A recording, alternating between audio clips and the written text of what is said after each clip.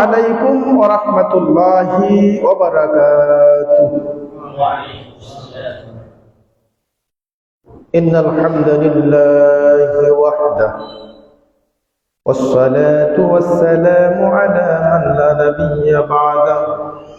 فأعوذ بالله من الشيطان الرجيم. بسم الله الرحمن الرحيم. يا أيها الناس اتقوا ربكم الذي خلقكم من نفس واحدة وخلق منها زوجها وبث منهما رجالا كثيرا ونساء واتقوا الله الذي تساءلون به والأرحم إن الله كان عليكم رقيبا. وقال تعالى أعوذ بالله من الشيطان الرجيم. يا أيها الذين آمنوا اتقوا الله حق تقاته ولا تموتن إلا وأنتم مسلمون. وقال تعالى أعوذ بالله من الشيطان الرجيم. يا أيها الذين آمنوا لا تقدموا بين يدي الله ورسوله واتقوا الله إن الله سميع عليم. عن أبي هريرة رضي الله تعالى عنه قال رسول الله صلى الله عليه وسلم كل أمتي يدخلون الجنة إلا من أبى. قيل من أبى يا رسول الله؟ قال من أطاعني دخل الجنة ومن عصاني فقد أبى. رواه البخاري. وبه قال حدثنا حناد وقتيبة ومحمود غيلان قال حدثنا وكيع عن سفيان وحدثنا محمد بن بشار حدثنا عبد الرحمن حدثنا سفيان عن عبد الله بن আজকে জুমার সালাতের জন্য কবুল করলেন। সুতরাং সে মহান মনিবের দরবারে শুকরিয়া আদায় করে সকলে বলি আলহামদুলিল্লাহ। আর সেই সাথে অসংখ্য অগণিত দরুদ সালাম বিশ্ব নবী মানবতার মুক্তির দূত নবী শিরোমণি সরওয়ারে দো কায়নাত সাইয়্যিদুল মুরসালিন খাতামুন নবী হযরত মুহাম্মদ মুস্তাফা আহমদ মুস্তাফা সাল্লাল্লাহু আলাইহি ওয়াসাল্লামের উপর অসংখ্য অগণিত দরুদ সালাম আমরা সকলে বলি আল্লাহুম্মা সাল্লি আলাইহি আল্লাহুম্মা বারিক আলাইহি। সম্মানিত মসজিদের মুসল্লি, কাছে এবং দূরের দেশে এবং প্রবাসের যে যেখান থেকে আমাদের লাইভটি দেখতে পাচ্ছেন সকলকে জানাই অত্র মসজিদের পক্ষ থেকে এবং আমার পক্ষ থেকে আন্তরিক মোবারকবাদ এবং ধন্যবাদ। আজকে জুমার খুতবার একেবারে সংক্ষিপ্ত বিষয় হলো বিদআত কি। বিদআত কি ও তার ভয়াবহতা এ বিষয়ে সংক্ষিপ্ত সময়ে এক গুরুত্বপূর্ণ তথ্যবহল বিবরণের চেষ্টা করবো ইনশাআল্লাহুল আজিজ। সম্মানিত মসজিদের মুসল্লি, আমাদেরকে বিদআত বুঝতে হবে। যদি আমরা দৈনন্দিন যে আমলগুলি করি, যে ইবাদতগুলি করি, ওই ইবাদতের ক্ষেত্রে যদি বিদআত থাকে, ইবাদতের মধ্যে যদি শিরিক থাকে, বিদআত থাকে, তাহলে আল্লাহর দরবারে ইবাদত কবুল হবে না। তাহলে আমাদের বুঝতে হবে শিরিক করলে আল্লাহকে অপমান করা হয়, শিরিক করলে আল্লাহকে অপমান করা হয়, আর বিদআত করলে মুহাম্মদ সাল্লাল্লাহু আলাইহি ওয়াসাল্লামকে অপমান করা হয়। আর যারা বিদআত করে তাদের ফরজ ইবাদত নফল ইবাদত সব বাতিল বলে গণ্য হয়, ইবাদত কবুল হবে না। যেমন আল্লাহ রাব্বুল আলামিন কুরআনুল কারীমের 47 নম্বর সূরা মুহাম্মদ 33 নম্বর আয়াত আল্লাহ বলেন, ইয়া আইয়ুহাল্লাযীনা আমানু আতিউল্লাহ ওয়া আতিউর রাসূল। হে ঈমানদাররা, বিশ্বাসীরা, আল্লাহর ইবাদত করো, আল্লাহর অনুসরণ করো, রাসূলের অনুসরণ করো। ওয়ালা তুবতিলু আমালাকুম, তোমাদের আমলকে বিনষ্ট করো না। অত্র আয়াত থেকে বোঝা যায় যে তোমাদের আমল কি হবে, বিদআত থাকলে কি হয়, আমল নষ্ট হয়। ওয়ালা তুবতিলু আমালাকুম, আমলকে নষ্ট করো না, আমলকে ধ্বংস করো না। তাহলে বোঝা যায় যে বিদআত করলে আমল কি হবে, নষ্ট, বাতিল, বাতিল বলে গণ্য হবে। এজন্যই আমাদের বুঝতে হবে বিদআত কাকে বলে, বিদআত কি।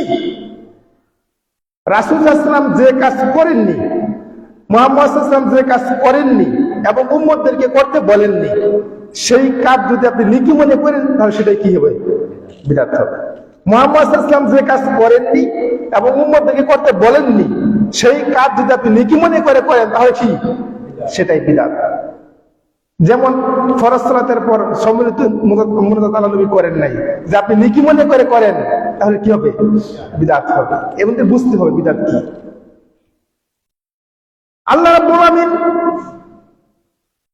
কুরআনুল কারীমের 49 নম্বর সূরা হুজরাত 1 নম্বর আয়াত আল্লাহ বলেন, ইয়া আইয়ুহাল্লাযীনা আমানু লা তুকদ্দিমু বাইনা ইয়াদাইল্লাহি ওয়া রাসূলিহি ওয়াত্তাকুল্লাহ ইন্নাল্লাহা সামিউন আলীম। ও ঈমানদাররা, বিশ্বাসীরা, লা তুকদ্দিমু বাইনা ইয়াদাইল্লাহি, যেও না। আল্লাহ এবং আল্লাহ রাসূল যে বিধান দেন সেটাই চূড়ান্ত, সেটাই ফাইনাল। বেশি করা যাবে, বেশি বোঝা যাবে? আল্লাহর বিধানই সে চূড়ান্ত বিধান, নবীর বিধান সেটা কি? চূড়ান্ত বিধান। আল্লাহ এবং আল্লাহর রাসূলের বাহিরে কখনো যাওয়া যাবে না। যেমন ধরেন আল্লাহ রাব্বুল আলামিন মাগরিবের ফরজ নামাজ কয় রাকাত? 3 রাকাত।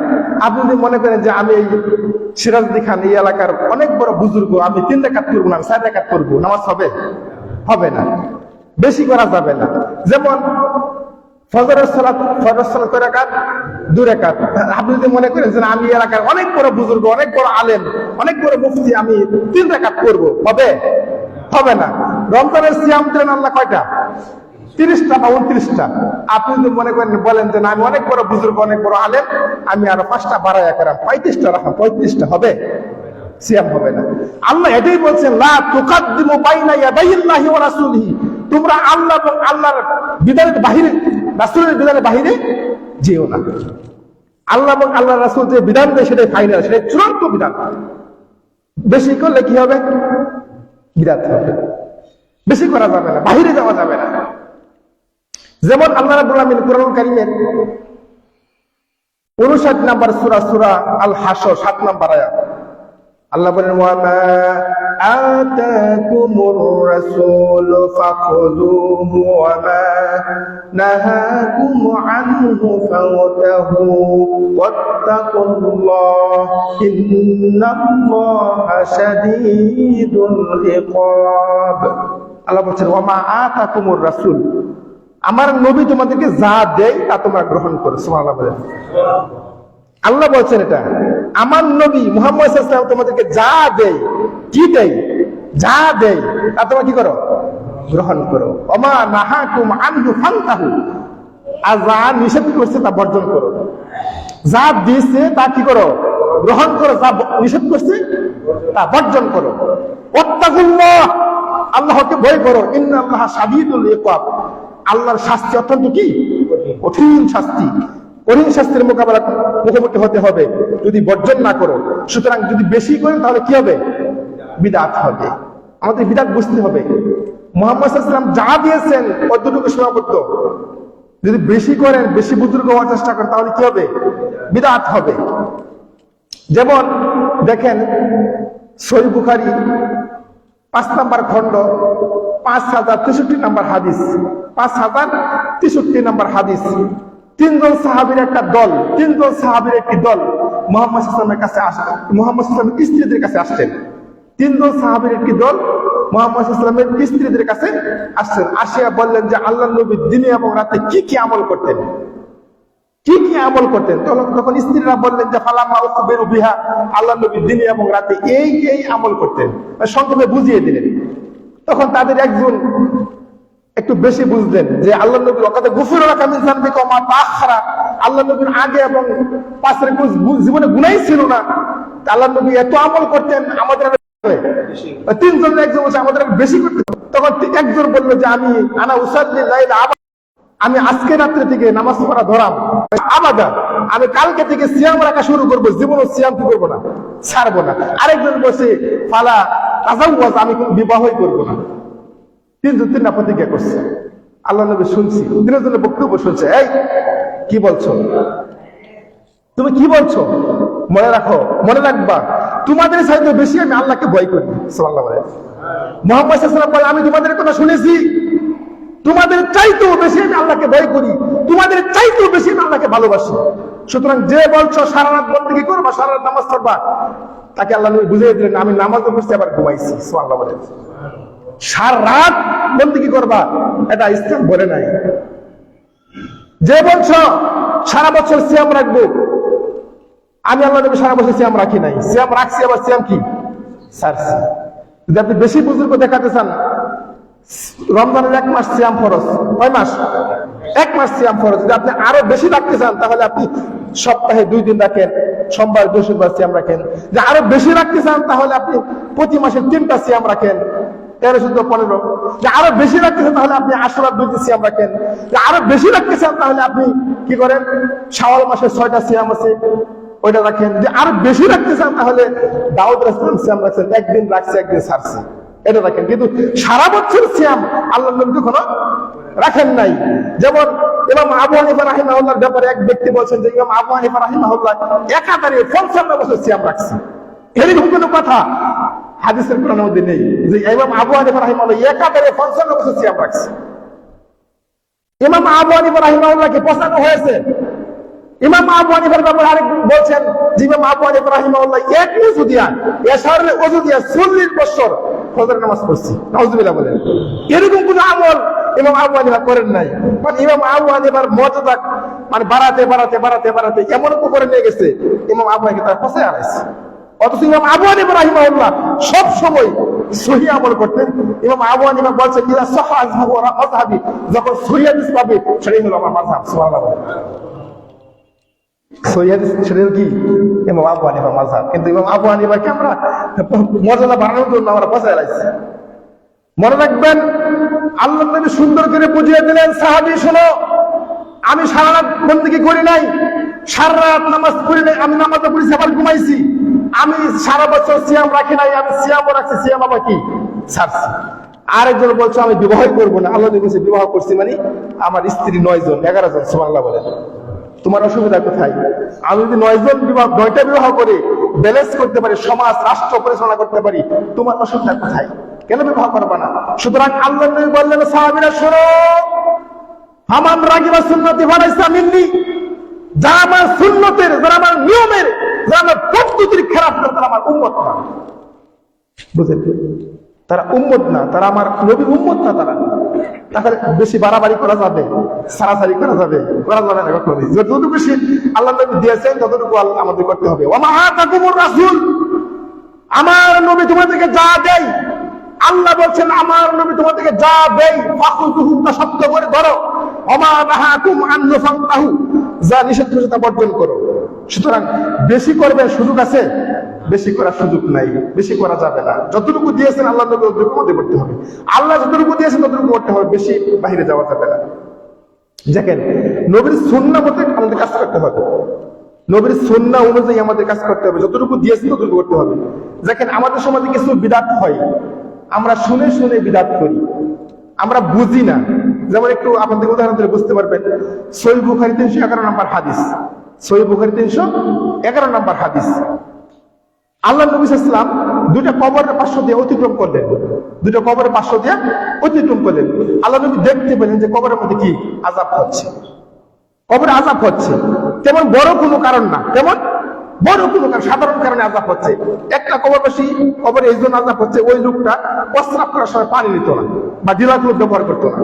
আরেকটা কবরে এই জন্য আযাব হচ্ছে, ওই লোকটা গীবত করতো, মানুষের দুষ্কৃতি বর্ণনা করতো, এই জন্যই কবরে আযাব হচ্ছে। আল্লাহ নবী একটি খেজুরের ডাল নিলেন, একটা খেজুরের ডাল নিলেন, ডালটা নিয়ে 2 টুকরো করলেন, 2 টুকরো করার পরে 2টা কবরে পুঁতে দিলেন, 2টা কবর কি করলেন?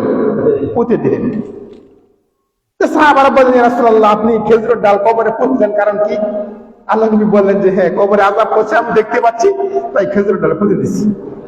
আপনি এই সিরাজদি খান, এই মুন্সিগঞ্জ সিরাজদি খান এলাকার অনেক বড় মুফতি, অনেক বড় আলেম আপনার কাছে ফতোয়া জিজ্ঞেস করছে, হুজুর, মানুষ মারা গেলে কবরে রাখার পরে, কবরস্থ করার পরে কবরে খেজুরের ডাল পুঁতা যাবে কিনা?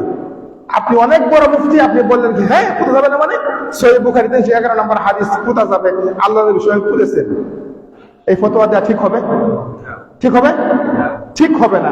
আমাদের সমাজে ওই হাদিসকে কেন্দ্র করে অনেক বড় মুফতিরা, অনেক অনেক আলেমেরা, মাজার পূজারী অনেক আলেমেরা তারা ফতোয়া দিচ্ছে যে আল্লাহ নবী 311 নম্বর হাদিস সহিহ বুখারী খেজুরের ডাল পোঁতা যাবে। মনে রাখবেন, কিছু নামদারি বুয়া ডাক্তারের ওষুধ খেয়ে রুগী যেরকম দুকে দুকে মরে, বাংলাদেশে কিছু ব্যাককেল মুফতির জন্ম হয়েছে, আলেমের জন্ম হয়েছে, ওদের ঈমান গ্রহণ করে, ওদের ফতোয়া গ্রহণ করে মানুষের ঈমান এবং আমল মরে। কথা বুঝবেন। মনে রাখবেন, আল্লাহ রাব্বুল আলামিন জাহান্নাম উদ্বোধন করবে কিছু আলেম দিয়া। কি দিয়া? আলেমের মাধ্যমে জাহান্নাম উদ্বোধন করবেন। জাহান্নাম বানাইছে আলেম দিয়ে, জাহান্নাম উদ্বোধন করবেন। এজন্য জেনে বুঝে ফতোয়া দিতে হবে, ফতোয়া দিলেই হবে না, জানতে হবে, বুঝতে হবে। খেজুরের ডাল পোঁতা যাবে, কবরে খেজুরের ডাল পোঁতা যাবে শর্ত সাপেক্ষে। শর্ত সাপেক্ষে 3টা শর্ত পাওয়া গেলে কবরে খেজুরের ডাল পোঁতা যাবে। 3টা শর্ত কি? 1 নাম্বার শর্ত দেখেন, আল্লাহ নবী খেজুরের ডাল পুঁতেছেন চলার পথে। কোন পথে?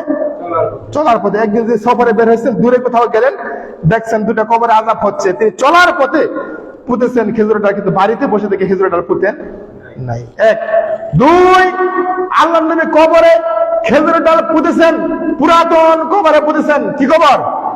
পুরাতন কবরে পুঁতেছেন, নতুন কবরে পুঁতে নাই। যদি আপনি খেজুরের ডাল পুঁততে চান, আপনি পুরাতন কবরে পুঁততে হবে, নতুন কবরে পুঁততে পারবেন না। 3 নাম্বার, আল্লাহ নবী খেজুরের ডাল পুঁতেছেন, কবরে সচক্ষে আযাব দেখেছেন। কি করেছেন? সচক্ষে আযাব আপনি দেখতে পাচ্ছেন। যে আপনি খেজুরের ডাল পুঁততেছেন, যদি আযাব দেখতে পারেন তাহলে পুঁততে পারবেন, তাহলে অন্যথায় পুঁততে পারবেন। তাহলে দেখেন, শর্ত সাপেক্ষে পোঁতা যাবে, অন্যথায় পোঁতা যাবে না। আল্লাহ নবী ওই 2টা কবরে খেজুরের ডাল পুঁতেছিলেন, ওই 2টা কবর পুরাতন কবর, ওই 2টা কবরে পুঁতেছেন, আযাব দেখে পুঁতেছেন, ওই 2টা কবরে পুঁতেছেন, ওই চলার পথে পুঁতেছেন। এখন যদি আপনি নতুন কবরে খেজুরের ডাল পুঁততে চান, তাহলে কি হবে? কি হবে? বিদআত হবে। নতুন কবরে খেজুরের ডাল পুঁতা সুন্নাহ না, ওইখান থেকে আওয়াজ এসেছে, আল্লাহ নবী পুঁতছেন তাই পুঁতেছি। নতুন কবরে পুঁততে পারবেন না। যদি কবরে আযাব দেখতে পারেন তাহলে পুঁততে পারেন। আপনি কবরস্থ করেছেন, হয়তো কবরের মধ্যে ওই লোকের শান্তিতে আছে, ভালোভাবে আছে, খেজুরের ডাল পুঁতার কারণে আরো কি হবে? হয়তো এটার হিতের বিপরীত হতে পারে। আল্লাহ নবী আযাব দেখছেন কি তাই পুঁতছেন? আপনি দেখেন নাই, বুঝেন নাই, জানেন নাই, শুনেন নাই, আপনি কেন পুঁতবেন? মনে রাখবেন, আমাদের বুঝতে হবে, মুহাম্মদ সাল্লাল্লাহু আলাইহি ওয়াসাল্লাম 2টা কবরে খেজুরের ডাল পুঁতেছিলেন, সত্য। পুরাতন কবরে পুঁতেছিলেন। মুহাম্মদ সাল্লাল্লাহু আলাইহি ওয়াসাল্লাম ওই 2টা কবর ছাড়া অন্য কোন কবরে খেজুরের ডাল পুঁতেছেন, খেজুরের ডাল গেড়েছেন, এ মর্মে কোন হাদিস আসমানের নিচে জমিনের উপরে কেউ দেখাতে পারবে না।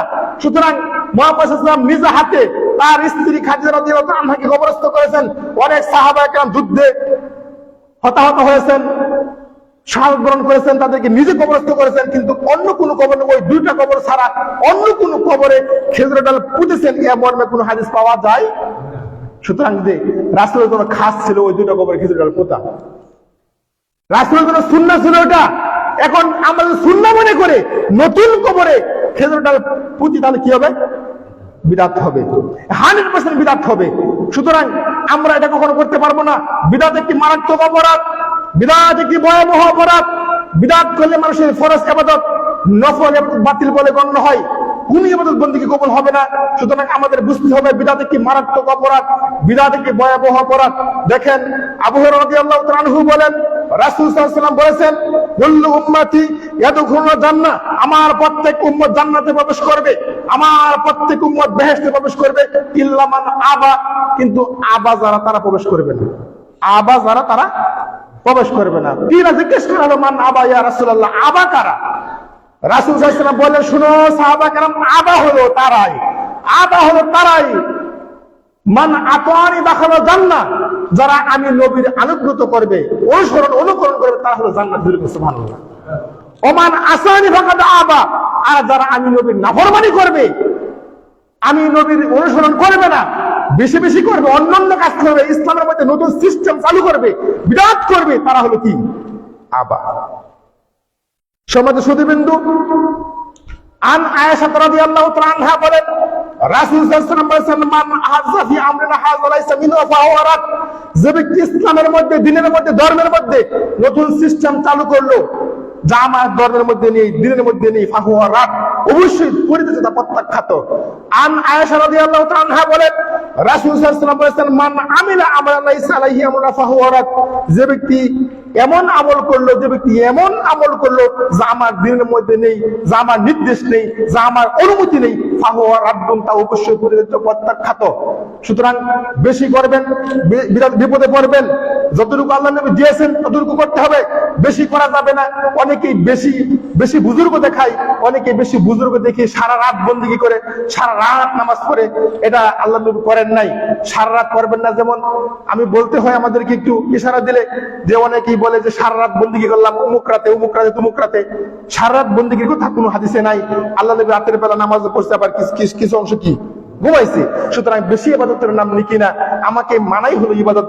নবী বলছেন আমাকে মানাই হলো ইবাদত। দেখেন, আল্লাহ নবী একদিন সিয়ামের মাসে পানির গ্লাস হাতে নিলেন। পানির গ্লাস হাতে নেওয়ার পর বললেন, ও সাহাবারা শোনো, আমি সিয়াম ছেড়ে দিলাম, তোমরাও ছেড়ে দাও। আমি সিয়াম ছেড়ে দিলাম, তোমরাও ছেড়ে দাও। তখন নবীর সাথে, নবীর অনুসরণ অনুকরণ করে কিছু লোক সিয়াম ছেড়ে দিলেন। আল্লাহ নবী ছেড়ে দিয়েছে, তারাও ছেড়ে দিলেন। আর কিছু লোক ছাড়েন নাই, যে আমরা পারি, আমরা ছাড়বো না, এখনো সময় হয় নাই। এখন কি সময়? এই যে দেখবেন ইফতারের সময় যখন আমরা ইফতার নিয়ে বসি, দেখবেন কিছু লোক এখনো সিয়াম ছাড়ে না। তারা বলে কি, এখন আমাদের 2-3 মিনিট সময় বাকি আছে, কয়েক মিনিট বাকি আছে, এখন আমরা ছাড়বো না। দেখবেন পরীক্ষিত বিষয়, আল্লাহ নবী সিয়াম ছাড়লে তারা ছাড়ে না। তারা বলে আমরা ছাড়বো না, আমরা পারি, আমরা ছাড়বো না। যারা পারে না তারা ছেড়ে দেব। সুতরাং আল্লাহ নবী বললেন, ও আমার সাহাবারা শোনো, উলাইকা হুমুল উসাতুন, উলাইকা হুমুল উসাতুন, উলাইকা হুমুল উসাতুন। আমি সিয়াম ছেড়ে দিয়েছি, এরপরে যারা সিয়াম আছে তারা নাফরমান, নাফরমান, নাফরমান। আমাকে মানাই হলো ইবাদত, আমাকে মানাই হলো ইবাদত। আমি ছাড়ছি, তোমরা ছাড়ো না। কাকে মানতেছো? কাকে মানো? সুতরাং মনে রাখবেন, যারা সিয়াম ছাড়ে না তারা ইহুদি, ইহুদির অনুসরণ করে, খ্রিস্টানদের অনুসরণ করে। ইহুদিরা সিয়াম কি করতেন? দেরিতে ছাড়তেন। ইহুদিরা সিয়াম কি করতেন? দেরিতে ছাড়তেন। সুতরাং সিয়ামের সময় হওয়া, যখন আজান হয় সাথে সাথে ছাড়তে হবে, সময় হওয়ার সাথে সাথে ছাড়তে হবে, দেরি করা যাবে না। দেরি করে সিয়াম ছাড়া কবিরা গুনাহ। মনে রাখবেন, নবীকে মানাই হলো ইবাদত। আল্লাহ নবী যেভাবে বলছে সেভাবে আমাদের মানতে হবে। দেখেন, আমাদের সমাজে কিছু বিদআত চালু করে দেওয়া হয়েছে আমাদের সমাজে, কিন্তু আমরা এগুলি বুঝি না। দেখেন কিভাবে বিদআত চালু হচ্ছে, কিভাবে বিদআত আমরা করতেছি, বিদআতের সাথে কিভাবে আমরা জড়িত আছি, একটু বুঝলে বোঝাতে পারবেন। আল্লাহ নবী যখন সালাত শুরু করতেন, আল্লাহ নবী যখন নামাজ শুরু করতেন, তখন কিন্তু কোনো কিছু বলতেন না। কোনো কিছু বলার প্রয়োজন হয় না। আপনি জানেন নামাজে দাঁড়িয়েছেন, এখানে বলা কিছু দরকার আছে? কিছু দরকার নেই। কিন্তু আমাদের সমাজে অন্য অন্য এলাকায় দেখেন কিভাবে বিদআত করতেছে, যে তারা কি করে নামাজ শুরু করার আগেই 6টা বিদআত করে। কয়টা বিদআত? 6টা বিদআত দিয়ে নামাজ শুরু করে। মনে রাখবেন, নামাজ পড়বেন, নামাজের মধ্যে যদি বিদআত থাকে, নামাজের মধ্যে শিরক থাকে, তাহলে ওই নামাজ কবুল হবে? অন্তত কষ্ট করলেন। এই ফজরের নামাজে কষ্ট করে, শীতকে অপেক্ষা করে, ওযু করে নামাজ পড়বেন। যদি আপনি বিদআত করেন, তাহলে নামাজ কিন্তু কবুল হবে না, অযথা করলেন। তাহলে আমাদের সমাজে আল্লাহ নবী যখন নামাজ পড়তেন, নামাজ শুরু করতেন, তখন কোনো কিছু বলতেন না। দেখেন, وابي قال حدثنا حناد وقتيبة ومحمد بن غير قالوا حدثنا وكيع عن سفيان وحدثنا محمد بن بشار حدثنا عبد الرحمن حدثنا سفيان عن عبد الله بن محمد بن عقيل عن محمد بن حنفية عن علي عن النبي صلى الله عليه وسلم قال مثله الطهور والتحريم والتكبير والتحليل والتسليم قال ابو اسحاق هذا الحديث حسن صحيح। দেখেন, আল্লাহ নবী যখন নামাজ শুরু করতেন, তাকবীরের মাধ্যমে নামাজ শুরু করতেন। এর মাধ্যমে? তাকবীরের মাধ্যমে নামাজ শুরু করতেন, আর তাসলিমের মাধ্যমে নামাজ শেষ করতেন। তাকবীরের মাধ্যমে নামাজ শুরু করতেন, আর সালামের মাধ্যমে কি করতেন? নামাজ শেষ করতেন। তাকবীরের আগে আল্লাহ নবী কোনো কিছু পড়তেন না। কোন কিছুই পড়তেন না। এখনকার সমাজে দেখা যায় নামাজ শুরু করার আগেই 6টা বিদআত দিয়ে নামাজ শুরু করে। আমাদের সমাজে নামাজ শুরু করার আগে 6টা বিদআত দিয়ে নামাজ শুরু করে। এক, জায়নামাজের দোয়া। কি আর দোয়া? জায়নামাজে দাঁড়াইছে, ইন্নী ওয়াজহাতু ওয়াজহিয়া করে ফেলাইছে। মনে রাখবেন, আসমানের নিচে জমিনের উপরে হাদিসের কোনো পাতায়, কুরআনের কোনো পৃষ্ঠায় এ কথা লেখা নাই যে আল্লাহ নবী এবং সাহাবায়ে কেরাম জায়নামাজের দোয়া পাঠ করেছেন। যদি জায়নামাজের দোয়া আপনি বলেন তাহলে বিদআত করলেন। বিদআত করলে আপনার বন্দেগী কি হবে? আপনার নামাজ কি হবে? বাতিল বলে গণ্য হবে। সুতরাং জায়নামাজের দোয়া বলতে কোনো শব্দ নেই। জায়নামাজে যদি আপনি জানেন জায়নামাজে কুকুর প্রস্রাব করে দিয়েছে, দোয়া পড়লেই পবিত্র হবে? ততক্ষণ না ধুইবেন, না ধোয়া পর্যন্ত পবিত্র হবে না। সুতরাং জায়নামাজের কোনো দোয়া নেই। 2 নাম্বার বিদআত দেখেন, 2 নাম্বার বিদআত কিভাবে করে? নিয়ত। কি করে? নিয়ত। নাওয়াইতু আন উসাল্লি। মনে রাখবেন, আসমানের নিচে জমিনের উপরে এরকম কোনো নিয়ত নেই। নাওয়াইতু আন উসাল্লি নামে কোনো নিয়ত নেই। দেখা গেছে ফরজের নিয়ত একটা, সুন্নতের নিয়ত একটা, দুইদের নিয়ত একটা, আসরের নিয়ত একটা, যোহরের নিয়ত একটা, মাগরিবের নিয়ত একটা, এশারের নিয়ত একটা, ফজরের নিয়ত একটা। নিয়ত পড়তে পড়তে যেমন তামা অনেকে নিয়তই পারে না, নামাজই পড়বো না। আছে কি আছে না? আছে। সুতরাং নিয়ত বলতে কোনো কিছু নয়। আল কসবু আল ইরাদা, নিয়ত মানে ইচ্ছা করা, সংকল্প করা। মুখে বলার কোনো প্রয়োজন নাই। মুখ দিয়ে পড়বেন এরকম কোনো বলা নাই। আপনি নিয়ত করবেন। আপনি বাড়ি থেকে বের হয়েছেন, জুমা নামাজ পড়তে আসছেন, নিয়ত হয়েছে কি হয়েছে না? নিয়ত হয়ে গেছে। আপনি জানাজা পড়বেন, বাড়ি থেকে বের হয়েছে, অমুকের জানাজা পড়বেন, নিয়ত হয়েছে কি হয়েছে না? এখানে এসে বলতে হবে আমি অমুকের জানাজা শুরু করলাম, কোনো প্রয়োজন নাই। নিয়ত মানে আল কসদু আল ইরাদা। নিয়ত মানে ইচ্ছা করা, সংকল্প করা। নিয়ত করা না, নিয়ত করা। নিয়ত করা না, নিয়ত কি? করা। খুব মনে রাখবেন। তাই 6টা বিদআত দিয়ে শুরু করে নামাজ শুরু করে। 1, জায়নামাজের দোয়া। 2, নিয়ত। 3, ইমাম সাহেব বলে আলা ইমামুন হাজিরুন ওয়া ইয়াহজুরুন। আমি নামাজ শুরু করলাম, যারা উপস্থিত, যারা অনুপস্থিত তাদের ইমাম হয়ে। এটা একটা বড় বিদআত।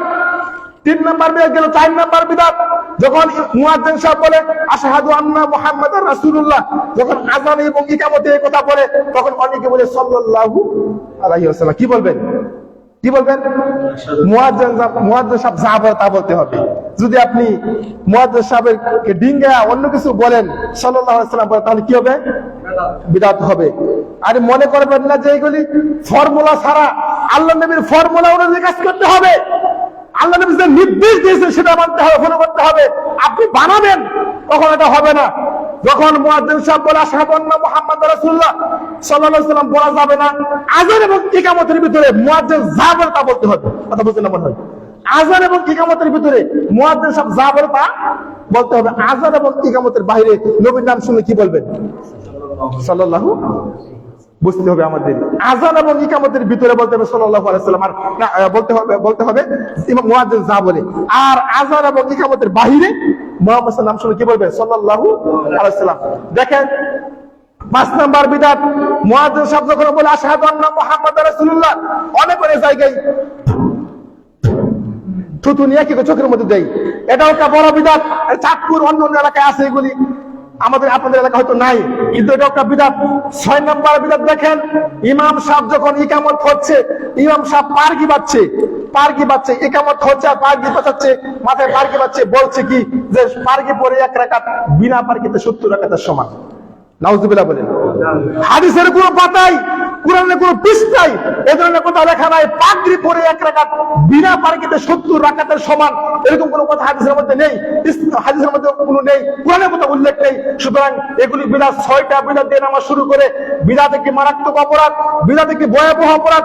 বিদআত করলে মানুষের ফরজ ইবাদত, নফল ইবাদত বাতিল বলে গণ্য হয়। দেখেন সমাজ সুধীবৃন্দু, সহিহ তিরমিজি 3394 নম্বর হাদিস।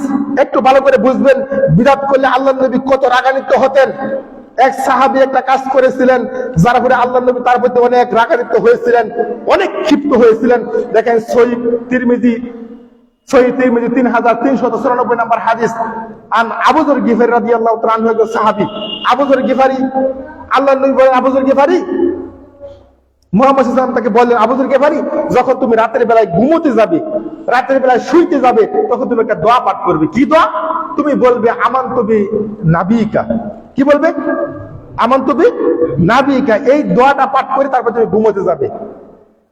এই দোয়াটা পাঠ করে প্রতিনিয়ত তুমি ঘুমোতে যাবে, ঘুমাবি।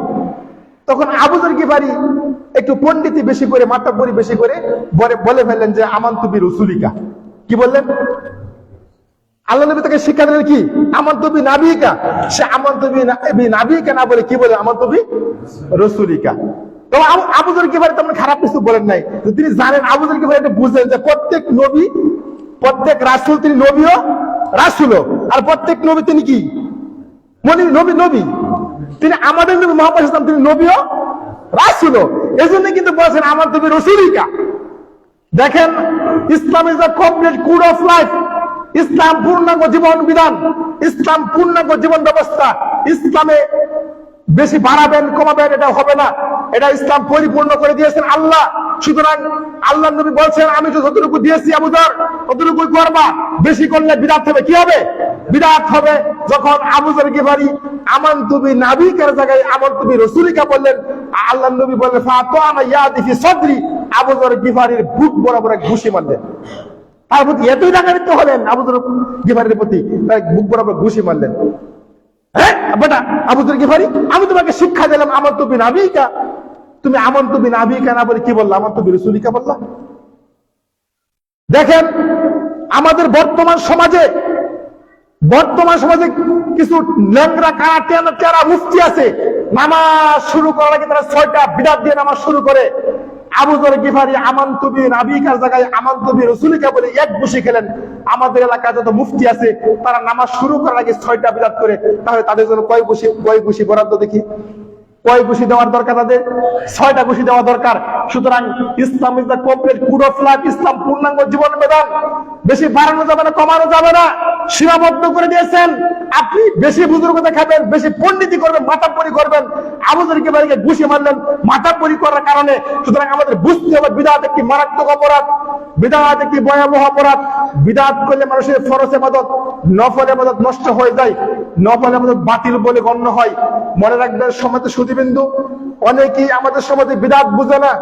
আমাদের সমাজে অনেক আলেমরাই বিদআত বুঝে না, অনেক আলেমরা শিরিক বুঝে না, বিদআত বুঝে না। এক আলেম বলতেছেন যে নামাজের মধ্যে পায়ের সাথে পা মিশিয়ে নামাজ পড়া বিদআত। নাউজুবিল্লাহ বলেন।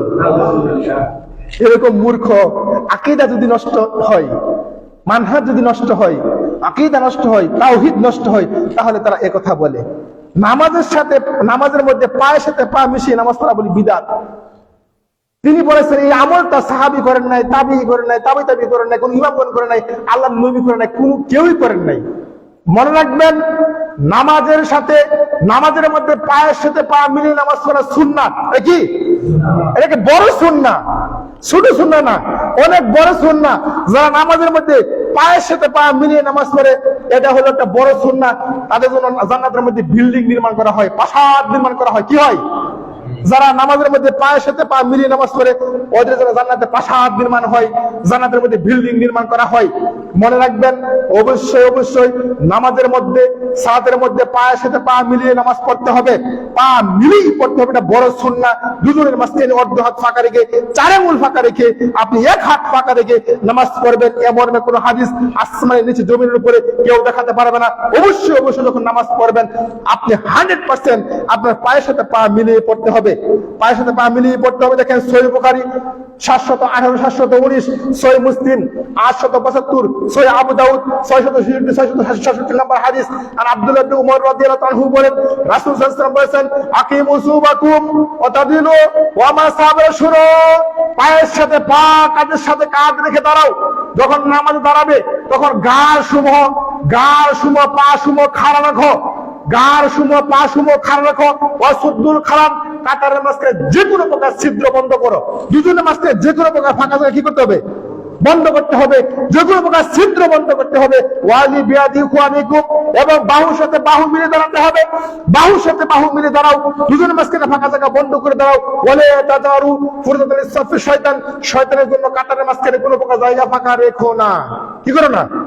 শয়তানের জন্য কোনো প্রকার জায়গা ফাঁকা রেখো না। সুতরাং মনে রাখবেন, সালাতের মধ্যে পায়ের সাথে পা মিলিয়ে পড়তে হবে। এটাই সুন্নাহ। এটাই যারা এই আমলটা যারা করবে তাদের জন্য জান্নাতের মধ্যে প্রাসাদ নির্মাণ করবে, বিল্ডিং নির্মাণ করা হবে। আমি বলছিলাম অনেক আলেমরাই শিরিক বুঝে না, অনেক আলেমরাই বিদআত বুঝে না, অনেক আলেমরাই তাওহীদ বুঝে না, অনেক আলেমরাই মানহাজ বুঝে না। যেমন জর্দা পাতা যে হারাম, জর্দা পাতা হারাম এর কোনো দলিল নাই। একজন বলছে, আমি আলেমের নাম নিব না, জর্দা পাতা হারাম না হালাল বলেন দেখি? হারাম। হারামকে হারাম বলতে হবে। এমন আকীদা নষ্ট, এমন আকীদা খারাপ, হারামকে তারা হারাম বলে না। আরে বাবারে, জর্দা পাতা হারাম, এটা হারাম বলতে হবে। তিনি বলছেন জর্দা পাতা হারামের কোন দলিল নাই। আল্লাহর জমিনে, আসমানের নিচে, জমিনের উপরে কয়টা দলিল প্রয়োজন? জর্দা পাতা, গুল, তামাক, এবার ফেন্সিল, গাঁজা, এগুলি কি হারাম? হারামকে হারাম বলতে হবে। দেখেন পবিত্র কোরআন, কোরআন কারীমের 2 নম্বর সূরা সূরা বাকারা 219 নম্বর আয়াত, কোরআন কারীমের 4 নম্বর সূরা সূরা নিসা 43 নম্বর আয়াত, কোরআন কারীমের 5 নম্বর সূরা মাইদা 90 নম্বর আয়াত, 91 নম্বর আয়াত, সহিহ ইবনে মাজাহ 3388 নম্বর হাদিস, সহিহ ইবনে মাজাহ 3790, 3793, সহিহ ইবনে মাজাহ 3775, 3776, সহিহ মুসলিম 2য় খণ্ডের 167 পৃষ্ঠায় হাদিসগুলি আসছে। জর্দা পাতা, বিড়ি, সিগারেট, তামাক, গুল এবং ফেন্সিল যত প্রকার নেশা সব কি হারাম। বিড়ি খাওয়া কি বলেন দেখি? বিড়ি খাওয়া কি হারাম। বিড়ি যে খাই তার জামা থেকে বিড়ির দুর্গন্ধ বের হয়। আপনি বিড়ি খাবেন, বিড়ি খেয়ে নামাজ পড়বেন, আপনার নামাজ কি হবে না? আন আয়েশা রাদিয়াল্লাহু তাআলা আনহা বলেন, রাসূল সাল্লাল্লাহু আলাইহি ওয়াসাল্লাম বলেছেন, কুল্লু মুসকিরিন খামরুন ওয়া কুল্লু মুসকিরিন হারামুন। প্রত্যেক নেশাই হলো খামর, আর প্রত্যেক খামরই হলো কি হারাম। এখন বিড়ি খাওয়া অনেকে বলে সুন্নাহ, বিড়ি খাওয়া অনেকে বলে কি, জর্দা খাওয়া কি বলে, জর্দা খাওয়া কি বলে মাকরু, কি বলে মাকরু। এটা খেলে তো আর মস্তিষ্কের জ্ঞান কি হয় না। আমি তো আবল তাবল বলি না, আমি তো একবারে মাতাল হয়ে যাই না। আরে বাবারে, আর আপনি খেয়ে খেয়ে অভ্যাস করেছেন, রতন যত আপনি এক মুষ্টি খেতে পারেন, আপনার কোনো অসুবিধা হয়? আর আমি জীবনেও খাই নাই, যদি আপনি আমাকে এক চিমটি খাওয়াই দেন, ঠিক করতে পারবো? আর এক যুবক খেয়ে খেয়ে অভ্যাস করছে, মদ নেশা 2 বোতল মাইরা দেয়, 2 বোতল খায়ালা, তার অসুবিধা হয় না। আর আমি যদি আধা বোতল, 1 গ্লাস, আধা গ্লাস খাওয়াই দেওয়া হয়, ঠিক করতে পারবো? মনে রাখবেন, রাসূল সাল্লাল্লাহু আলাইহি ওয়াসাল্লাম বলছেন, আয়েশা রাদিয়াল্লাহু আনহা বলছেন, মা আসকারা কাসিলু ফাকাইলু হারামুন। যে জিনিস বেশি খেলে নেশা আসলে অল্প খাওয়া কি হারাম, যে জিনিস বেশি খেলে নেশা আসলে অল্প খাওয়া হারাম। দেখেন, একটা বিড়ি টান দিলে, এক চিমটি জর্দা খেলে আপনারা 40 দিনের বন্দিগি বাতিল। দেখেন, আন আয়েশা রাদিয়াল্লাহু তাআলা আনহা বলেন, রাসূল সাল্লাল্লাহু আলাইহি ওয়াসাল্লাম বলেন, মান শারিবাল খামরা ওয়া লাম ইয়াতুব। যে ব্যক্তি নেশা খেলো, যে ব্যক্তি নেশাদার দ্রব্য পান করলো, ওয়ালাম ইয়াতুব, তওবা করলো, সাল্লো না, লাম তুকবারা সালাতা 40 লাইলা। 40 দিন তার কোন নামাজ আল্লাহর দরবারে কবুল হবে? তাহলে আপনি এই হুদায় কষ্ট করতেছেন, একটা বিড়ি টান দিচ্ছেন, একটা বিড়ি খাইছেন, এক চিমটি জর্দা খাইছেন, আপনার বন্দিগি 40 দিনের ইবাদত বন্দিগি বাতিল। সুতরাং কখনোই নেশা করা যাবে না। কুল্লু মানে প্রত্যেক নেশাই হলো খামর, প্রত্যেক খামরই হলো হারাম। বিড়ি খাওয়া হারাম। অনেক আমাদের সমাজে দেখবেন অনেক লোক আছে দেখবেন জর্দা খা, তারা বিড়ি খুরকে দেখতে পারে না। আচ্ছা, বিড়ি খা, সে জর্দা খুরকে দেখতে পারে না। বিড়ি আর জর্দা কি তফাৎ আছে? বরং বিড়ির চেয়ে জর্দা আরো বেশি মারাত্মক, ঠিক কিনা? অনেক হুজুরা ডাব মারে ডাবে জর্দা খা, আছে কি আছে না? মনে রাখবেন, যে হুজুর জর্দা খা, তার নামাজে সন্দেহ আছে, তার নামাজ হচ্ছে কি হচ্ছে না 100% সন্দেহ আছে। জর্দা খা যে, তার নামাজে সন্দেহ আছে, তার নামাজ হবে না। হয়তো আপনি জানেন না, তার নামাজ, তার পিছনে দাঁড়াইছেন, আপনার নামাজ হতে পারে, কিন্তু জর্দা করে নামাজ হবে না। জর্দা খুর, বিড়ি খুর, তামাক খুর, এবা খুর, ফেন্সিল খুর, গাঁজা খুর, তার নামাজ 100% হবে না, 100% হবে না। জর্দা থাকতে হবে। আর একটা কথা মনে রাখবেন, আপনারা বিভিন্ন জায়গায় সফর করি আমরা, যদি আপনি জানেন অমুক মসজিদের হুজুর তাবিজ দেয়, হবে? তাবিজ যে কবজ ব্যবহার করে, তাবিজ দেয়, তাবিজ নেই, কোরআনের আয়াত তাবিজের মধ্যে বলে যে ব্যক্তি তাবিজ বিক্রি করে, ওই ইমামের আকীদা নষ্ট, ওই ইমামের মানহাজ নাই, আকীদা ঠিক নেই, তাওহীদ ঠিক নেই, তার পিছনে সালাত হবে না। যদি আপনি জানেন অমুক হুজুর তাবিজের ব্যবসা করে, অমুক হুজুর বলে আল্লাহ নিরাকার, অমুক হুজুর বলে আল্লাহ সর্বত্র বিরাজমান, অমুক হুজুর বলে আল্লাহ মুহাম্মদ সাল্লাল্লাহু আলাইহি ওয়াসাল্লাম গায়েব জানেন, অমুক হুজুর বলে মুহাম্মদ সাল্লাল্লাহু আলাইহি ওয়াসাল্লাম নূরের তৈরি, তাদের পিছনে নামাজ হবে? জেনে শুনে ওদের পিছনে এক কাদা করবেন না, ওদের তাওহীদ নষ্ট হয়ে গেছে। মাজারে সাজদা করলে কি হয়? শিরিক হয়। মাজারে সাজদা করবেন, একদিন চাইবেন, সন্তান চাইবেন, সম্পদ চাইবেন, খাসি নিয়ে যাবেন, মুরগ নিয়ে যাবেন সিরাজ শাহজালাল বাবার মাজারে, মনে রাখবেন আপনার বন্দিগি কি হবে? তাওহীদ নষ্ট হয়ে যাবে, মানহাজ নষ্ট হয়ে যাবে, আপনার ঈমান ঠিক থাকবে না, আপনার তাওহীদ কালেমা বাতিল হয়ে যাবে। সুতরাং আপনাকে নতুন করে আবার ঈমান আনতে হবে। সুতরাং 3 শ্রেণীর লোক চিরস্থায়ী জাহান্নামী, 3 শ্রেণীর লোক চিরস্থায়ী জাহান্নামী, 3 শ্রেণীর লোক চিরস্থায়ী জাহান্নামী। এক, শিরক করে মারা গেছে, তাওবা করে নাই, লোকটা চিরস্থায়ী জাহান্নামী। রাগ করলেন? ওই যে কবরে সন্তান চাইছিলেন, সম্পদ চাইছিলেন, আপনার ব্যবসায়ী লস, ব্যবসা ভালো যাচ্ছে না, আপনি কি করছেন? ওই মাজারে টাকা নিয়ে গেছেন, আপনি একদিন মানছেন, একদিন, কিন্তু এই তাওবা করেন নাই, সুযোগ হয় নাই, মারা গেছেন, আপনার সাথে সারা জীবন জাহান্নামে পড়তে হবে, জ্বলতে হবে। শিরিক করে মারা গেছে, তাওবার সুযোগ হয় নাই, লোকটা চিরস্থায়ী জাহান্নামে। 2, বিদআত করে মারা গেছে, তাওবার সুযোগ হয় নাই, লোকটা চিরস্থায়ী জাহান্নামী। 3, বলেন দেখি 3 নাম্বারটা কি? কে পারে বলতে পারেন? 3 নাম্বারটা কি? হয় নাই। আসল জিনিস সেটা আপনারা জানেন না। শিরক করে মারা গেছে, তাওবা করেন নাই, চিরস্থায়ী জাহান্নামী। 2, বিদআত করে মারা গেছে, তাওবার সুযোগ নাই, চিরস্থায়ী জাহান্নামী। 3, বলেন দেখি। কেউ নাই, কেউটা হয় নাই, ঋণ তো আল্লাহ মাফ করবে, মনে রাখবেন। 3 নাম্বারটা বলে দেই, 3 নাম্বারটা হলো বেনামাজি চিরস্থায়ী জাহান্নামী। কি রাগ করছে? বেনামাজি চিরস্থায়ী জাহান্নামী। এই বদের হাড্ডির কোনো ক্ষমা নাই, এর এত বদ। বেনামাজি, সুদখোর, ঘুষখোর, জুয়ারিখোর, ইয়াবাখোর, ফেন্সিডিলখোর, বিড়িখোর, তামাকখোর, সবচেয়ে বেনামাজি খারাপ। একটা লোক নগদ সুদ খাচ্ছে, মনে রাখবেন, নগদ সুদ খাচ্ছে, কিন্তু লোকটা নামাজ পড়ে, ও সুদের গুনাহ মাফ হবে, সুদের গুনাহ মাফ করে জরিমানা হবে, তারপর লোকটা জান্নাতের আশা আছে।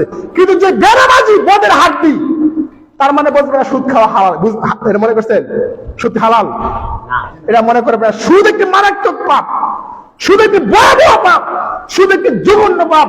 আমি আজকে আপনাদেরকে বলে দেই, যে ব্যক্তি জেনে শুনে 1 টাকা সুদ খাবে, কয় টাকা? যে ব্যক্তি জেনে শুনে 1 টাকা সুদ খাবে, ও জানে আমার এই 1টা টাকা সুদি কারবার থেকে এসেছে, ও জানে আমার 1টা টাকা সুদ ভিত্তিক লেনদেন থেকে এসেছে। জেনে শুনে যে ব্যক্তি 1 টাকা সুদ খাবে, আল্লাহর নবী বলছেন, মান আসাদ্দু মিন সিতাতি সাসরা জিনা, 36টি নারীর সাথে জানা করলে যত পাপ হবে, জেনে শুনে 1 টাকা সুদ খেলে তার সাথে বেশি পাপ হবে। নাউজুবিল্লাহ বলেন। 36টি নারীকে র‍্যাপ করার পাপ হালকা, জেনে শুনে 1 টাকা সুদের পাপ ভারী। 36 নারীকে দর্শন করে যত পাপ হবে, জেনে শুনে 1 টাকা সুদ খেলে তার সাথে বেশি পাপ হবে। এই হাদিসটি পাবেন মুসনাদ আহমদ 22,060, মুসনাদ আহমদ 22,008, সিলসিলা সহিহা 1033, মেশকাতুল মাসাবি 2825 নম্বর হাদিস। মনে রাখবেন, সুদ একটি মারাত্মক পাপ। কোন ব্যক্তি সুদ খাচ্ছে, কিন্তু ওই লোকটা সুদের গুনাহ মাফ হবে, তার সাথে 5 ওয়াক্ত নামাজ পড়ার কারণে সুদের গুনাহ মাফ করে একদিন না একদিন জান্নাতে যাবে। যে ব্যক্তি বেনামাজি, এর কোনো জানাজা নাই, এর কোনো গোসল নাই, এর কোনো জানাজা নাই, এর ওযু নাই, গোসল নাই, দাফন নাই, কাফন নাই, একে কি করতে হবে? কুকুরের মতো পুঁতে রাখতে হবে। নাউজুবিল্লাহ বলেন। বেনামাজি এতই খারাপ, এই পৃথিবীর মধ্যে সবচেয়ে বদের হাড্ডি হলো বেনামাজি। বেনামাজি বলে কি জানেন? নামাজ না পড়লে কি হবে? আমার ঈমান খুব মজবুত আছে, কি আছে না? সব সমাজে এনে বলে নামাজ না পড়লে কি বাবা ঈমান খুব দাঁড়ি, ঈমান খুব মজবুত। তোমার সাথে ব্যবসা বাণিজ্য ভালোই চলছে, তোমার সাথে আমি সম্পদ আমার কম না, তোমার সাথে আমাদের দান খেতে দান বেশি হচ্ছে, ব্যবসা বাণিজ্য বরকত ভালোই দিচ্ছে। মনে রাখবেন, বেনামাজির ঈমান নাই, বেনামাজি কাফের, বেনামাজি মুশরিক, বাইনার রাজুলি ওয়াল কুফরি ওয়াশ শিরকি তারকুস সালাত। যে ব্যক্তি নামাজ পড়ে সে মুমিন, যে ব্যক্তি নামাজ পড়ে না সে কি? কাফের, স্পষ্ট কাফের, তো কোনো সন্দেহ নেই।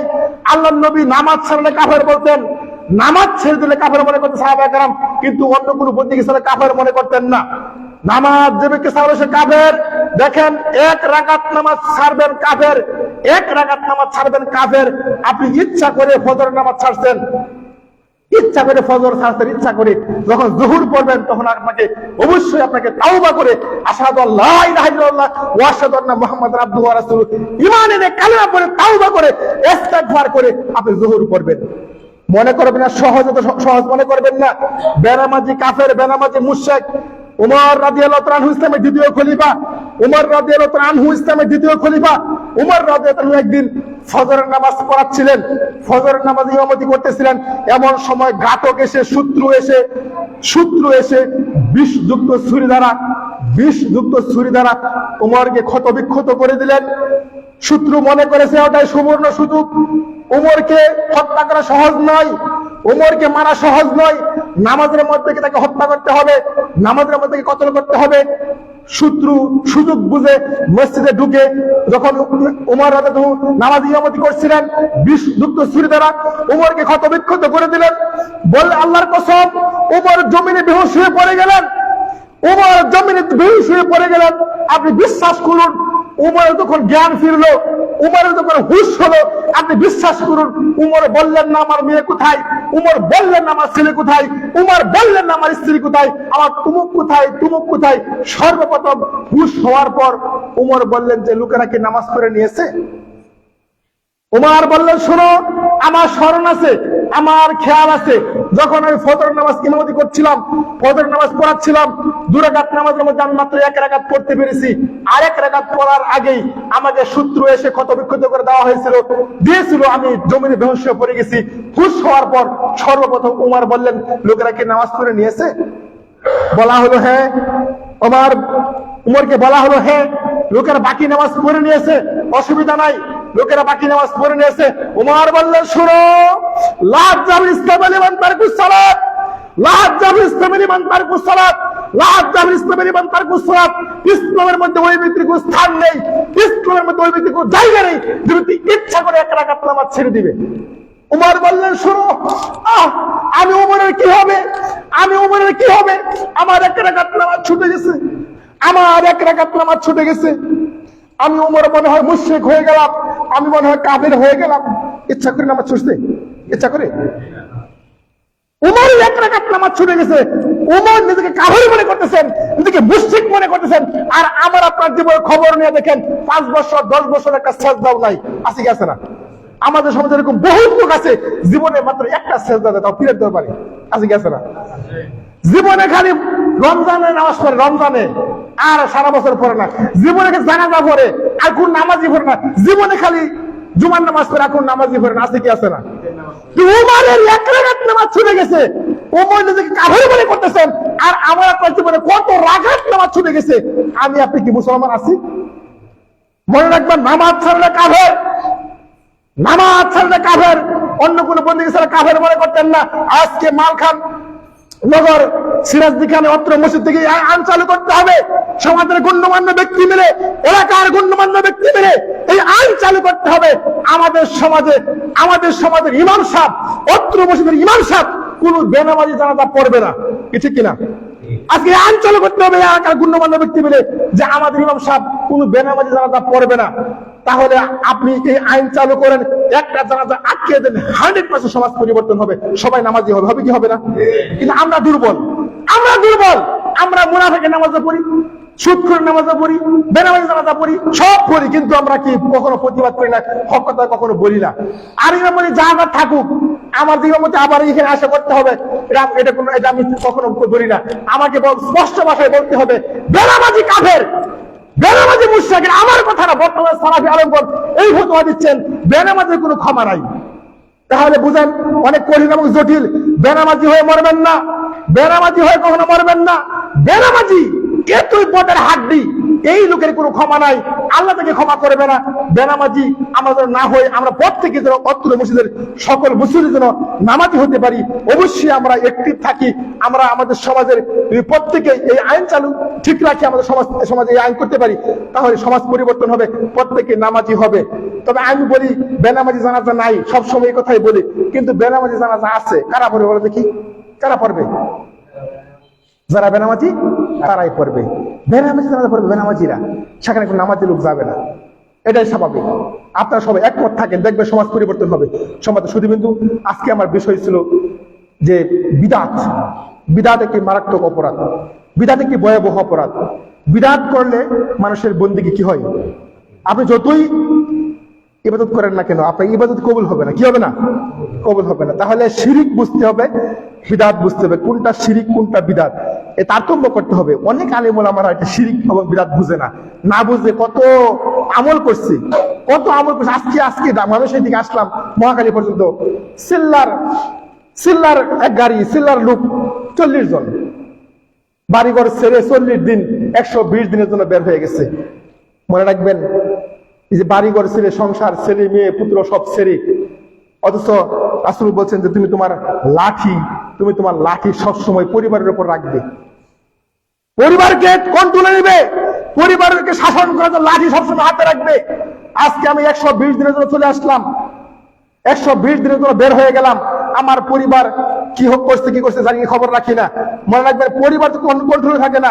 যদি আপনি 10 বার হজ করছেন, যে আপনার পরিবারে পর্দা না থাকে, আপনার বাড়ির মহিলারা বেপর্দায় চলে, তাহলে কিন্তু আপনার 10 বার হজ করলেও কাজ হবে? হজ করলে কি হবে? যাকাত দিলে কি হবে? সিয়াম রাখলে কি হবে? কোনো কাজ হবে না। আপনার পরিবারকে কন্ট্রোল করতে হবে।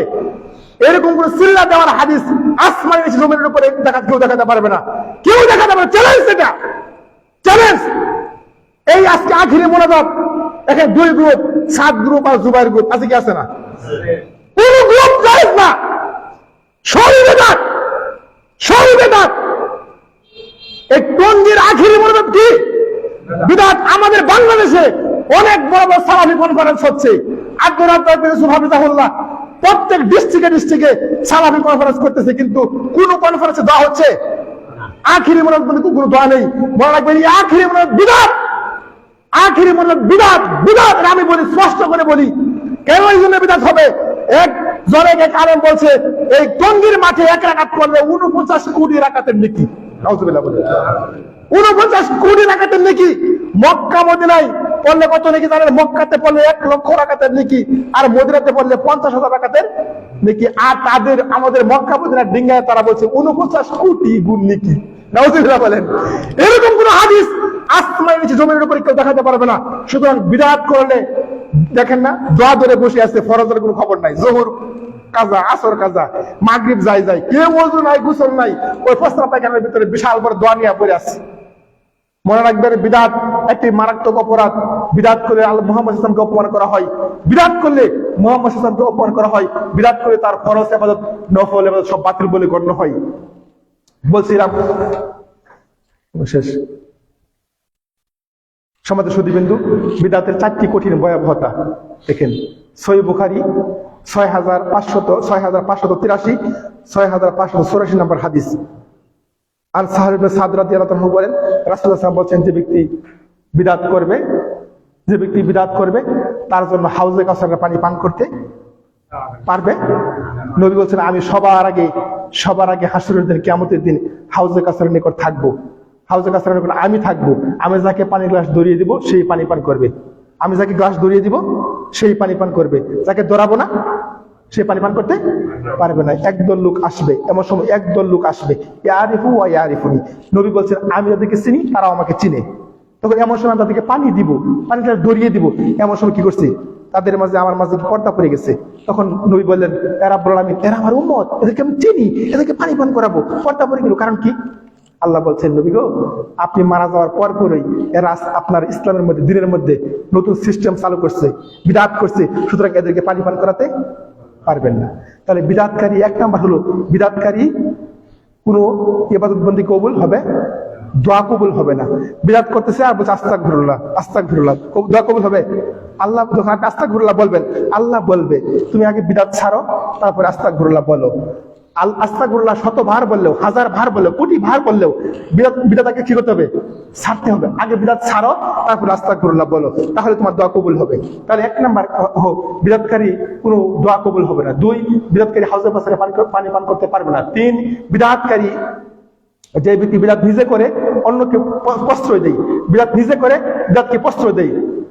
এটা হলো সহিহ বুখারী 3172 নম্বর হাদিস। নবী বলেছেন, যে ব্যক্তি বিদআত নিজে করে বিদআতকে প্রশ্রয় দেয়, ওই ব্যক্তির জন্য আল্লাহর লানত, ফেরেশতার লানত, সমস্ত মানুষের লানত, অভিশাপ, গজব ওর উপরে। আর 4 নাম্বারটা হলো যে সহিহ আবু দাউদের হাদিস 4607 নম্বর হাদিস। রাসূল সাল্লাল্লাহু আলাইহি ওয়াসাল্লাম বলছেন, বিদআতকারীদের পরিণাম হলো জাহান্নাম। বিদআতের পরিণাম কি? কুল্লু বিদআতিন দালালা ওয়া কুল্লু দালালাতিন ফিন নার। বিদআত যারা করবে তারা জাহান্নামে যাবে। সুতরাং আসুন আমরা বিদআত বুঝি, বিদআত আমাদের শিরক মুক্ত, বিদআত মুক্ত আমল করতে হবে। নামাজ যে পড়বো কখনো বিদআত করবো না। যদি বিদআত একটু সংমিশ্রণ থাকে তাহলে কিন্তু আপনার বন্দেগী কবুল হবে না। আসুন আমরা শিরক এবং বিদআত মুক্ত আমল করি। আল্লাহ আমাদের কবুল করে, সকলে বলি আমিন। আবার দেখা হবে ঐতিহাসিক কোন এক মাঠে শিরক আর বিদআতের বিরুদ্ধে বলিষ্ঠ কণ্ঠে মুক্তির মিছিলে যোগ দিন সকলে। আসসালামু আলাইকুম ওয়া রাহমাতুল্লাহি ওয়া বারাকাতুহু।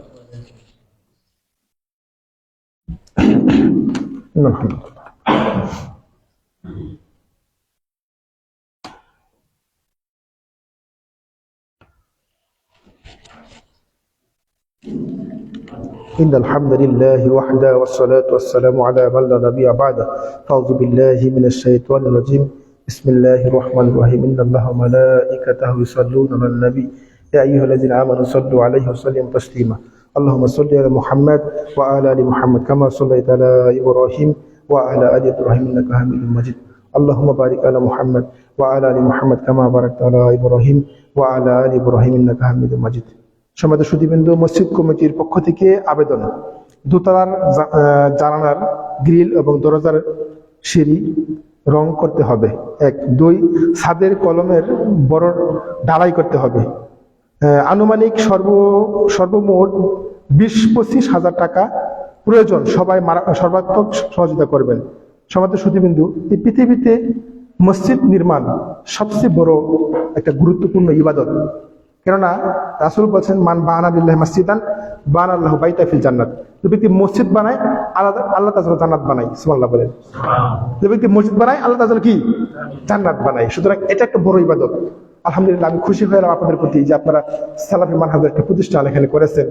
আলহামদুলিল্লাহ, অনেক মুসল্লি। আলহামদুলিল্লাহ, আপনাদের দোয়া করি আপনাদের জন্য যে আপনারা মসজিদ আরো অনেক উন্নত করবেন, এগিয়ে নেবেন। আল্লাহ এই মসজিদ কিয়ামত পর্যন্ত কবুল করে, সকলে বলি আমিন। দান একটি পাওয়ারফুল ইবাদত, দান একটি পাওয়ারফুল ইবাদত, ক্ষমতাধর ইবাদত। এই পৃথিবীতে সবচেয়ে পাওয়ারফুল ক্ষমতাধর শক্তিশালী ইবাদত হলো কি? দান। আপনি মানে নামাজ পড়লে জান্নাত পাবেন, সিয়াম রাখলে জান্নাত পাবেন, হজ করলে জান্নাত পাওয়া যাবে, কিন্তু কিনতে পারবেন না। কি করতে পারবেন না? কিনতে পারবেন না। কিনতে পারবেন এর মাধ্যমে? দানের মাধ্যমে। দানের মাধ্যমে জান্নাত কিনা যায়। দানের মাধ্যমে আল্লাহ জান্নাত কিনতে পারে আল্লাহর কাছ থেকে। দান পাওয়ারফুল ইবাদত। যে ব্যক্তি দান করে, যে ব্যক্তি গোপনে দান করে, কি দান? গোপনে দান করে। নবী বলছেন, যে ব্যক্তি গোপনে দান করে আল্লাহর রাগ একবারে মিটে যায়। কথার কথা আল্লাহ আপনার সাথে রাগ করছে, আপনার সাথে অসন্তুষ্ট হয়েছে। হজ করলে রাগ মিটবে না, সিয়াম রাখলে মিটবে না, নামাজ পড়লে রাগ মিটবে না। কি করলে মিটবে? দান করলে। আপনি যদি গোপনে দান করেন, গোপনে দান, তাহলে আল্লাহর রাগ একবারে পানি হয়ে যায়। রাগ পানি হয়ে যাবে। যেভাবে দান করবে 100% তার কবর শাস্তি একবার বন্ধ হয়ে যাবে। সুবহানাল্লাহ বিহামদি। যেভাবে দান করবে, দান মানুষের পাপকে মিটিয়ে দেয়, পানি যেমন আগুনকে নিভিয়ে দেয়। সুবহানাল্লাহ বিহামদি। যেভাবে দান করবে, দান কাল কিয়ামতের দিন তাকে ছায়া দিবে। সুবহানাল্লাহ বলে। যেভাবে দান করবে 100% ওই ব্যক্তির জীবনের সমস্ত পাপকে মাফ করে দেওয়া হবে। দানের মাধ্যমে একটা আপনি পবিত্র হতে পারবেন। দান একটা পাওয়ারফুল ইবাদত। যখন মৃত্যুর সময় যদি দান থাকবে, তাহলে 100% মৃত্যু যন্ত্রণা কম হবে। সুবহানাল্লাহ বলেন। 100% মৃত্যু যন্ত্রণা কম হবে। যার দান থাকবে না, কি বলতে বুকে মৃত্যুর সময় তার কষ্ট বেশি হবে। এই জন্য আসুন আমরা সর্বাত্মক চেষ্টা করি, বেশি বেশি দান করি। আল্লাহ প্রত্যেককে দানকে কবুল করে, সকলে বলি আমিন। সম্মানিত সুধীবৃন্দ, আজকে এই মসজিদে যত লোক আজকে এসেছে, আল্লাহ প্রত্যেকের জীবনে গুনাহ মাফ করে দাও। আল্লাহ আজকে যারা এসেছে, আমাদের মধ্যে অনেকেরই মা নাই, মা আছে, বাবা নাই। আল্লাহ মা বাবার প্রত্যেকের জীবনে গুনাহ মাফ করে দাও। আল্লাহ আমার 1 সেকেন্ডে সেই লন্ডনের খবর নিতে পারি, আমেরিকার খবর নিতে পারি। যদি আমাদের মা বাবা আমাদের বাড়ির কিনারায়, নদীর পারে, পুকুর পারে, আমাদের বাড়ির চারপাশে শুয়ে আছে, আমরা তাদের খবর রাখি না। আল্লাহ আজকে যারা এসেছে মসজিদে, আল্লাহ আমাদের অনেকেরই মা আছে, বাবা নাই, বাবা আছে, মা নাই, পিতামাতা, গুরু অন্ধকার কবর আছে। আল্লাহ প্রত্যেকের মা বাবার জীবনে গুনাহ মাফ করে দাও। আল্লাহ প্রত্যেকের জীবনে গুনাহ মাফ করে দাও। আল্লাহ আমাদের জানা অজানা, জাহিরি বাতিনি, প্রকাশ্য অবগত, সগীরা কবিরা, শিরকি বিদআতি সব গুনাহ মাফ করে দাও। আল্লাহ প্রত্যেকে তুমি খাঁটি ঈমান মুসলমান হিসেবে কবুল করে নাও। আল্লাহ বিশেষ করে আমাদের উপরে আমাদের মা বোনেরা আছে, মা বোনদেরকে দৃষ্টি আকর্ষণ করে বলি, আপনারা সবসময় একটা কাজ করবেন। মহিলাদের জন্য জান্নাত পাওয়া খুবই সহজ, মহিলাদের জন্য বেহেশত পাওয়া খুবই সহজ। আল্লাহ নবী বলছেন, 4টা কাজ যে নারী করবে, ইযা সালাত খামসা, যে মহিলা, যে নারী 5 ওয়াক্ত নামাজ পড়বে, ওয়া সামা শাহরাহা, রমজান মাসে রোজা রাখবে, ওয়া তাত মালাহা, স্বামীর কথা মান্য করবে, ওয়া সাত ফারজাহা, এবং নিজেকে পর্দায় রাখবে, লজ্জাস্থানের হেফাজত করবে। যে নারী 4টা কাজ করবে, ফাতাদখুলু মিন আইয়াবু আবওয়াবি জান্নাতিশ সাত, ওই নারীর জন্য জান্নাতের সব দরজা খোলা। সুবহানাল্লাহ, যে কোনো দরজা, যে কোনো গেট দিয়া ওই নারী জান্নাতে প্রবেশ করতে পারবে। আল্লাহ আমাদের মা বোনদের কবুল করে, সকলে বলি আমিন। আল্লাহ আমাদের মুরব্বীদের জীবনের গুনাহ মাফ করে দাও। আল্লাহ আমাদের যুবকদের জীবনের গুনাহ মাফ করে দাও। আল্লাহ আমাদের প্রত্যেকের নামাজ হিসেবে কবুল করে নাও। আল্লাহ আমাদের মা বোনদের জীবনের গুনাহ মাফ করে দাও। আল্লাহ আমাদের অত্র সমাজের যত কবর আছে প্রত্যেক কবরবাসীকে মাফ করে দাও। আমিন সুম্মা আমিন। বারাকাল্লাহু ফিকুম। আসসালামু আলাইকুম ওয়া রাহমাতুল্লাহি ওয়া বারাকাতুহু। আযকুরুনি আযকুরুকুম ওয়াশকুরুলি ওয়া লা তাকফুরুন।